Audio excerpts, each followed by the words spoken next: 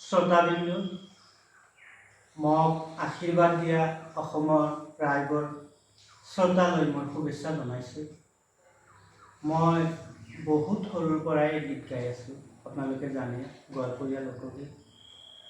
মোৰ গীতৰ মোৰ প্ৰিয় শিক্ষাগুৰু আজি হয়তো এই ধৰাধামত নাই, কিন্তু তেখেতৰ আশীষ লৈ মই গীতবোৰ আজিও গাই আছোঁ।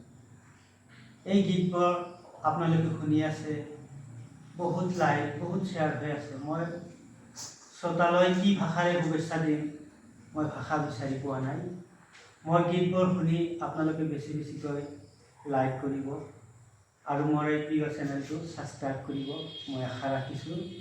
আৰু শ্ৰোতাসকললৈ মই মোৰ ফালৰ পৰা ধন্যবাদ জনাইছোঁ। চেনেলটোৰ নাম হ'ল NK মানিকালী।